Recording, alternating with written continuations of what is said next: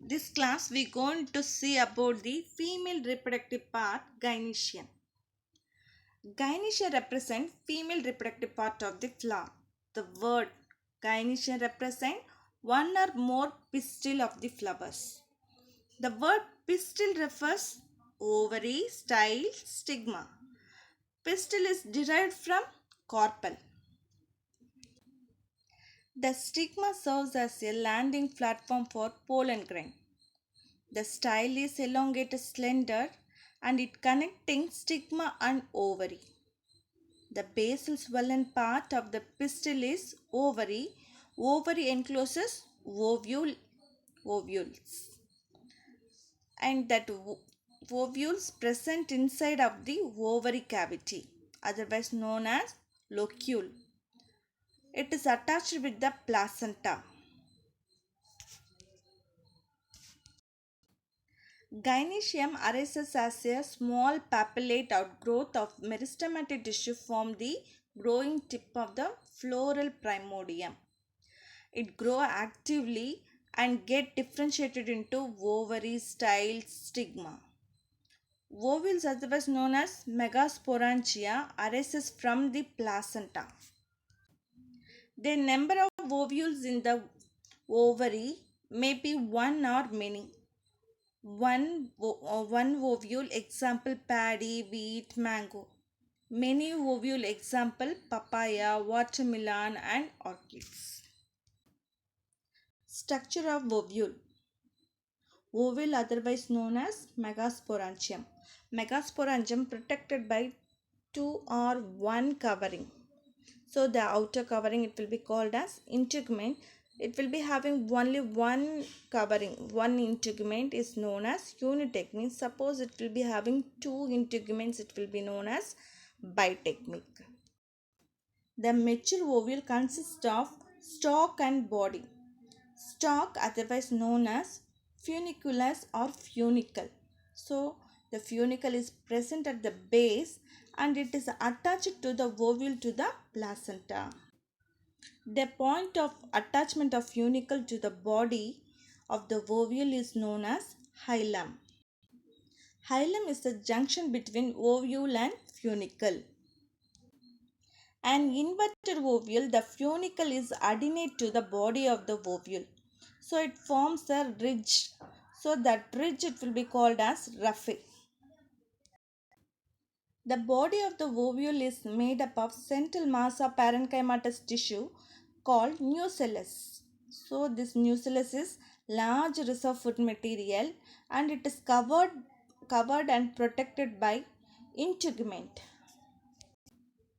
Integument encloses the nucellus completely except at the top where it is the free and form a pore.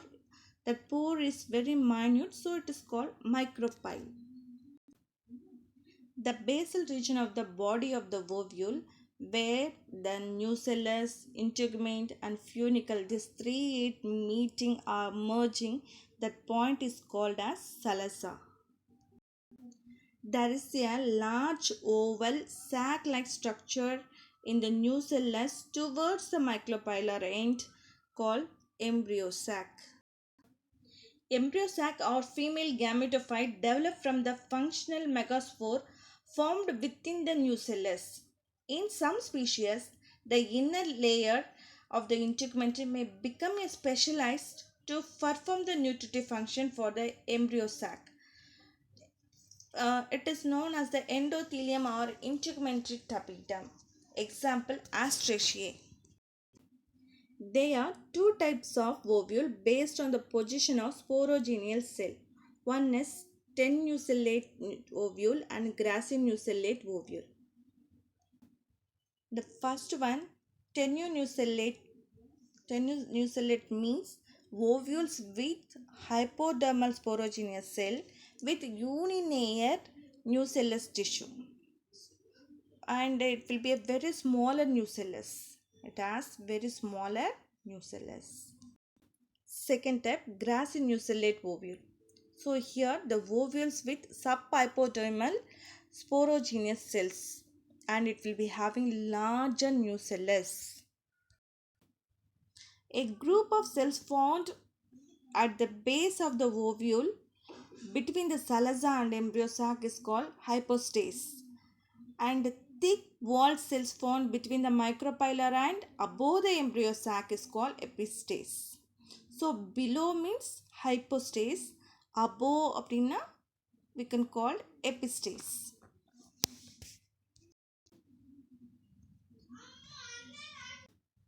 Types of ovule. Ovules are classified into 6 main types and very most important types. So based on the orientation, form a position of micropyle with the respect of funicle and salazar, it will be classified. First one, Arthrotrophus. So here the ovule, okay, this type of ovule, micropyle and a distal end of the micropyle and funicle and the salazar lies in the straight, okay, all it will become in the straight. Example, Piperaceae, Polygonaceae. Second one, Anatropus. Anatropus, the body of the ovule become completely inverted. So micropyle and funicle comes very closer to each other. So commonly we can see this type of the ovule in dicots and monocots. Hemianatropus, body of the ovule placed transversely and right angle to the funicle. So example, Primulaceae. Gambylotropus, so in the ovule curved, okay, micropylar end is curved more or less bean shape, so that's why embryo sac slightly curved, and all the three hilum, micropyle and salazar, all it will be coming to the adjacent to one another. Then micropyle orientation towards the placenta, example Leguminaceae. So these four, okay, that is the Arthrotrophus, Anatropus, Hemianatropus, Gambylotropus, it is the major varieties. So addition to this major, they given the two more, that is the Amphitropus. Amphitropus, the distance between hilum and salazar is very less. So the curvature of the ovule looks like horseshoe shape. So horseshoe shape, nucellus, example Alistamyceae. Sarcinotropus, funicles is very long and surrounds the ovule, example Cactaceae. Megasporogenesis. Megasporogenesis means formation of megaspore.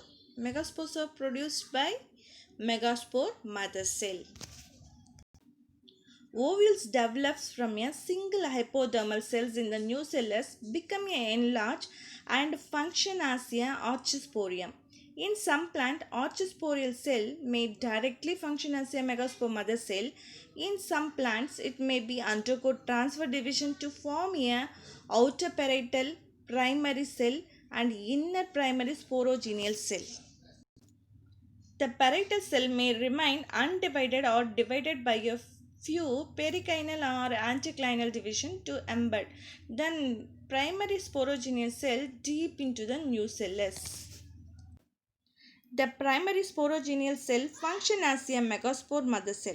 Megaspore mother cell undergoes meiotic division to form a 4 haploid megaspore. Based on the number of megaspores that develop into the embryo sac, classified into three types: monosporic, bisporic, tetrasporic. Megaspores are usually arranged in linear tetrad. Out of 4 megaspore, usually one is the functional. Okay, that is nearer to the salazar is the functional, and remaining 3 megaspores are degenerate. The function megaspores only forms the female gametophyte or embryo sac. This type of development is known as monosporic development. Example, Polygonium. Suppose they develop 4 megaspores. It will be 4, it will be used for formation of embryo sac, is called tetrasporic. Example, Peperomia.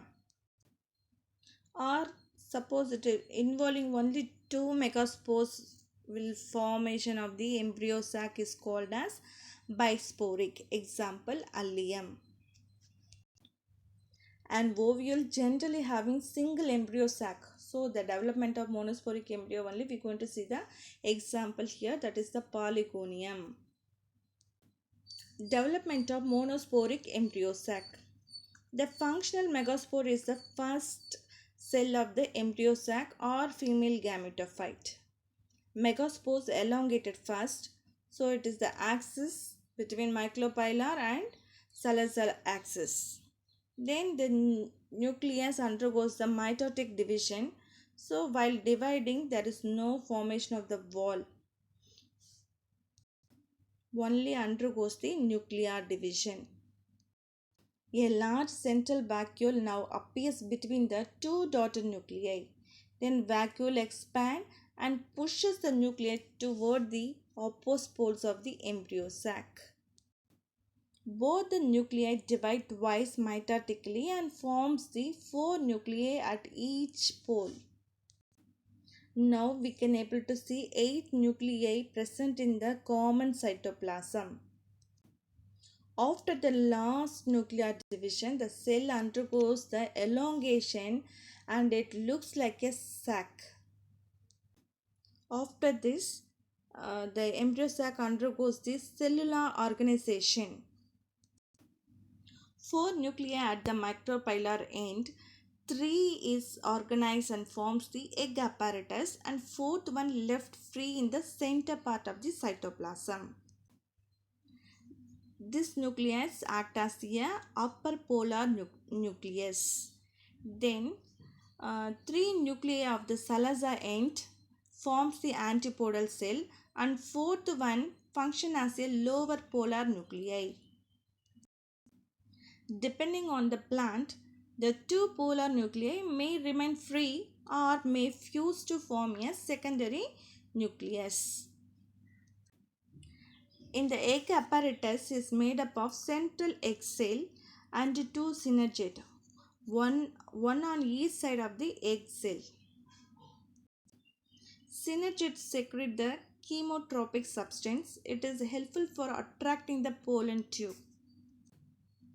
The special cellular thickening called the filiform apparatus of the synergid helps to absorption, conduction of the nutrient from the nucellus to embryo sac, and also guide the pollen tube into the egg. So the mature embryo sac, they contain 7 celled with 8 nucleated embryo sac is formed.